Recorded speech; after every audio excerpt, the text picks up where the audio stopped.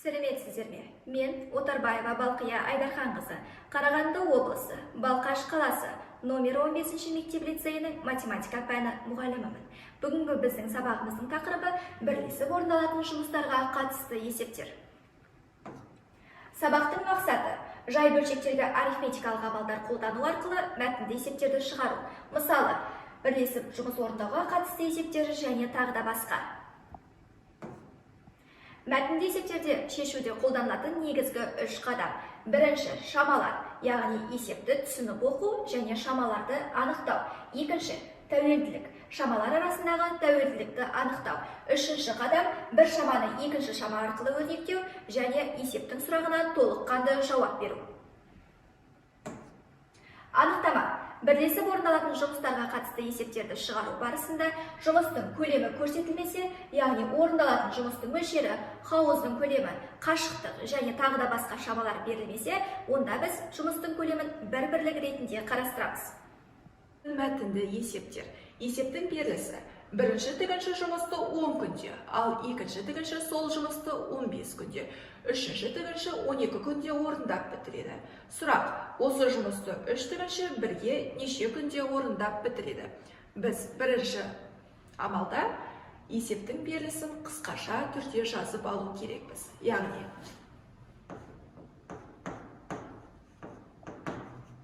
бірінші тігінші 10 күнде, екінші тігінші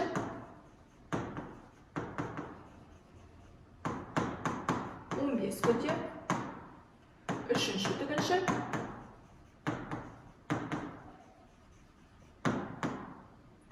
12 күнде орындайды. Жұмыстың көлемі берілмегендіктен біз бұл жерде жұмыстың көлемін бір-бірлік ретінде қарастырамыз. Сұрақ: барлығы бірге,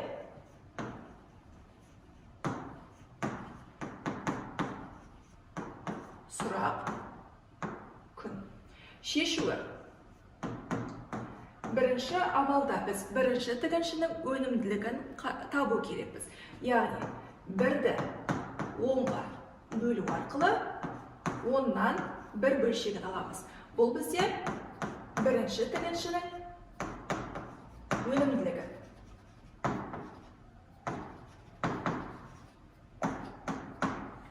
Екінші амалда екінші тігіншінің өнімділігін табамыз, яғни бірді бөлеміз 15-ке. Тең болады бізде 15-тен 1. Бұл бізде екінші тігіншінің өнімділігі. Үшінші амалда үшінші тігіншінің өнімділігін табу керекпіз. Бірді бөлеміз 12-ге. Тең болады 12-ден 1. Біз әр тігіншінің өнімділігін таптық. Енді төртінші амалда қарастыратынымыз 3 тігіншінің бірге алғандағы өнімділігін табамыз. Ол үшін біз 10-нан 1, 15-тен 1 және де 12-ден 1 бөлшектерін қосамыз.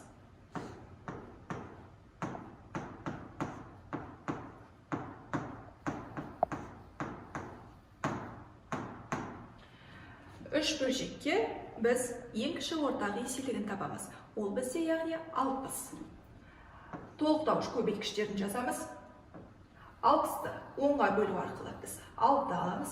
60-ты 15-ге бөлу арқылы 4, 60-ты 12-ге бөлу арқылы біз 5 аламыз. Толықтауыш көбейткішті бөлшектің алымы мен бөліміне көбейтеміз.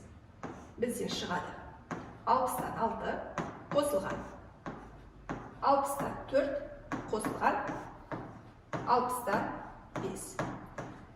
60-тан 15 бөлшегін қысқартамыз. Бізде шығады 4-тен 1. Яғни 4-тен 1 ол бізде 3 тігіншінің бірге алғандағы өнімділігі.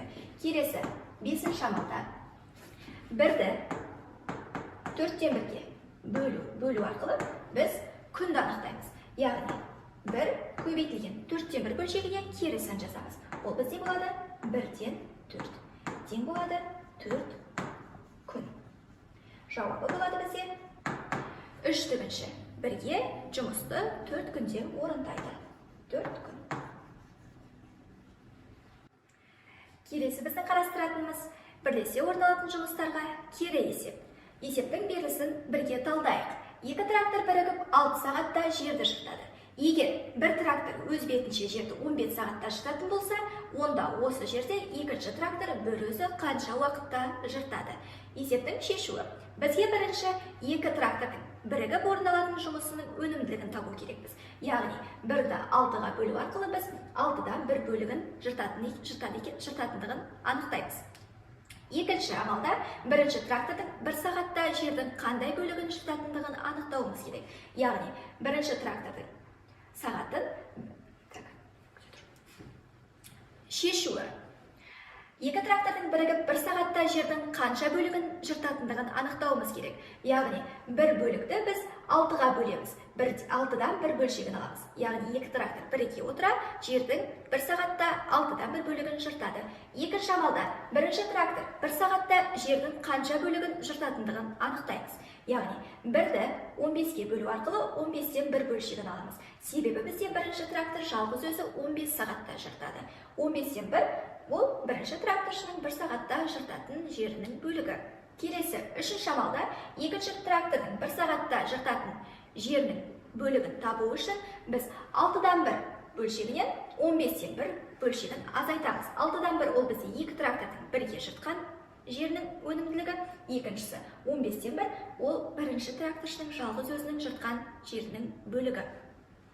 6-дан 1 азайтылған 15-тен 1 ортақ бөлімге келтіреміз. 6 мен 15 арасында ең кіші ортақ еселік ол бізде 30. Яғни осы жерде бізде 30-дан 3 бөлшегі шығады. Бөлшекті қысқартамыз.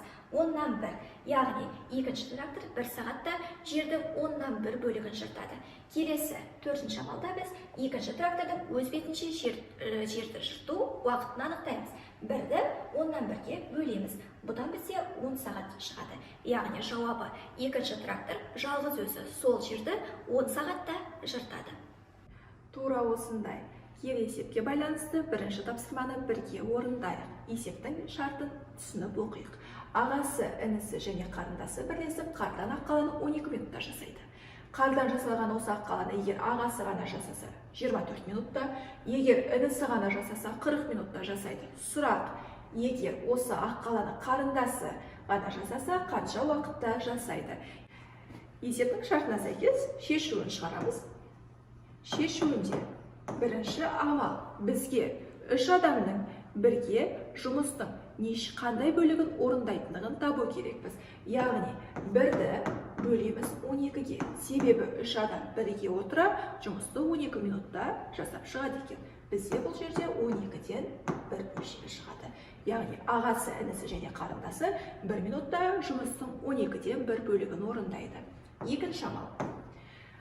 Қардан жасалған аққаланы ағасы неше минутта орындайтындығы бізде көрсетілген 24 минутта. Енді жұмыстың қанша бөлігін орындайтындығын біз 1-ді 24-ге бөлу арқылы 24-тен 1 бөлшегін аламыз. Яғни ағасы жалғыз жұмыстың 24-тен 1 бөлігін орындайды. Келесі үшінші амалда інісінің жұмыстың қандай бөлігін орындайтындығын табу керекпіз. Яғни 1-ді 40-қа бөлу арқылы біз 40-тан 1 бөлшегін аламыз.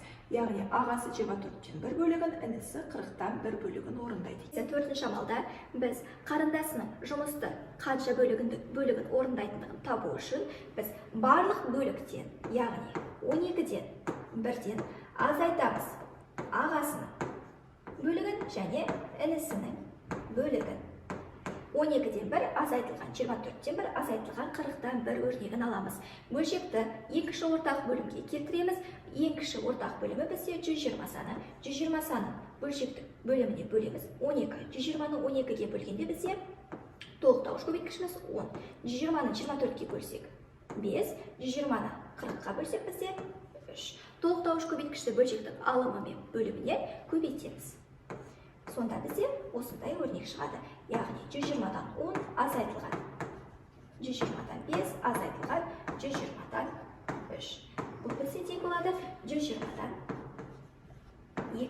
Бөлшекті қысқартамыз, 60-тан 1 бөлігі шығады. Яғни қарындасы жалғыз өзі жұмыстың 60-тан 1 бөлігін орындайды. Енді қарындасының уақытын табамыз. 5-ші амалда 1 бөлікті бөлеміз 60-тан 1-ге. бұл бізде тең болады. 1 бөлшекті бөлшекке бөлу ережесі бойынша бөлу таңбасы көбейтуге ауысады. 60-тан 1 бөлшегіне біз кері бөлшек жазамыз. Яғни ол бізде 1-тен 60. Яғни тең 60 минут. Немесе 1 сағат. Яғни қарындасы ақ қаланы жалғыз өзі 60 минутта жасап шығады. Енді бізге егер объектінің немесе жұмысшының уақыты дәл нақты берілмеген жағдайда есепті қалай шығару керектігін талқылаймыз. Осыған ұқсас үшінші тапсырмаға назар аударайық. Бірінші жұмысшы жұмысты 20 күнде орындайды, ал екінші жұмысшыға осы жұмысты орындау үшін бірінші жұмысшының уақытының 5-тен 3-і қажет. Үшінші жұмысшыға екіншіге қарағанда 2,2-ден 1 есе артық уақыт қажет. Осы жұмысты 3 жұмысшы бірігіп қанша күнде бітіреді? Яғни, бірінші жұмысшы жұмысты 20 күнде аяқтайды. Екінші жұмысшы осы жұмысты орындау үшін бірінші жұмысшының уақытының 5-тен 3 бөлігін қажет етеді. Яғни, екінші жұмысшы бізде болады сұрақ, яғни бірінші жұмысшының 5-тен 3 бөлігі. 5-тен 3 бөлігін қажет етеді. Келесі, үшінші жұмысшы екіншіге қарағанда 2,2-ден 1 есе уақыт қажет. Үшінші жұмысшы сұрақ 2,2-ден 1 есе артық уақытты қажет етеді. Яғни екінші жұмысшыға қарағанда. Бізде осы жұмысты 3 жұмысшы бірігіп қанша күнде бітіреді? Яғни бірге сұрақ күн. Енді шешуінде бірінші амалда бізге бірінші жұмысшының өнімділігін табу керекпіз. Яғни жұмыстың көлемін бір-бірлік ретінде қарастырамыз. 1-ді 20-ға бөлу арқылы біз бірінші жұмысшының өнімділігін табамыз. Бұл бізде бірінші жұмысшының өнімділігі. Екінші амалда бізге екінші жұмысшының қанша күнде орындайтындығы берілмеген. Біз оны табу керекпіз, яғни санның бөлігі арқылы. 20 күннің 5-тен 3 бөлігін табамыз. Яғни 20-ны көбейтеміз 5-тен 3-ке. 20 мен 5 бөлшегін қысқартамыз. 1 және де 4. Сонда бізде пайда болады. Бөлшектің бөлімінде 1, алымында 4 көбейтілген 3. Яғни 12 күн. Енді үшінші амалда екінші жұмысшының жұмысының бөлігін, өнімділігін анықтаймыз. Яғни екінші жұмысшы бізде 12 күнде орындап шығады екен жалғыз өзі. 1-ді 12-ге бөлу арқылы екінші жұмысшының өнімділігін таптық. Төртінші амал. Келесі жұмысшы, үшінші жұмысшы. Ол бізге біріншіге қарағанда 2,2-ден 1 есе артық уақытты қажет етеді. Яғни екінші жұмысшының күнін көбейтеміз 2,2-ден 1. Себебі бұл бізде есе артық уақытты талап етеді. Яғни 12 бөлшектің бөлімінде 1 бар деп жазамыз. 2,2-ден 1 бөлшегі бізде аралас бөлшек. Яғни біз оны бұрыс бөлшекке айналдырамыз. Ол бізде болады 2, алымын анықтау үшін 2-ні 2-ге көбейтіп 1-ге қосамыз. Ол бізде болады 5. Осы жерден 12 мен 2-ні қысқартамыз. 1 және 6. Сонда бізде пайда болады 1-ден 30 күн. Үшінші жұмысшы жалғыз өзі жұмысты 30 күнде аяқтайды. Енді үшінші жұмысшының өнімділігін табамыз. 5-ші амал. Яғни 1-ді бөлеміз 30-ға тең болады. 30-дан 1. Бұл бізде үшінші жұмысшының жұмысының өнімділігі. Біз бірінші жұмысшының өнімділігі, яғни 20-дан 1-ді қосамыз. Екінші жұмысшының өнімділігі 12-ден 1-ге оған қосамыз. Үшінші жұмысшының өнімділігі ол бізде 30-дан 1. Бөлшекті ортақ бөлімге келтіреміз. Ең кіші ортақ еселігі бізде 60. 60-ты 20-ға бөлеміз. 3 толықтау үшін кішірек табамыз. 60-ты 12-ге бөлеміз. 5, 60-ты 30-ға бөлеміз. 2. Толықтауыш көбейткіштерді бөлшектің алымы мен бөліміне жеке-жеке көбейтеміз. Сонда бізде мынандай өрнек пайда болады. 60-тан 3 қосылған 60-тан 5 қосылған 60-тан 2. Бұл бізде тең болады 60-тан 60-тан 10 бөлшегін қысқартамыз 6-тан 1. Яғни 3 жұмысшы бірге орындай отыра жұмыстың 6-дан 1 бөлігін орындайды. 7-ші амалда енді жұмыстың 3 жұмысшы бірігіп қанша күнде бітіретіндігін анықтаймыз. Ол үшін 1-ді 6-дан 1 өнімділікке бөлеміз. Яғни 1 көбейтілген 6-дан 1 бөлшегіне кері бөлшек жасаймыз. Ол бізде болады 1-ден 6 тең күн. Яғни есептің жауабы осы жұмысты 3 жұмысшы бірігіп 6 күнде бітіреді.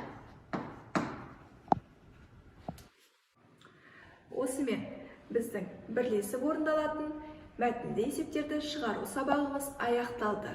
Назарларыңызға рахмет.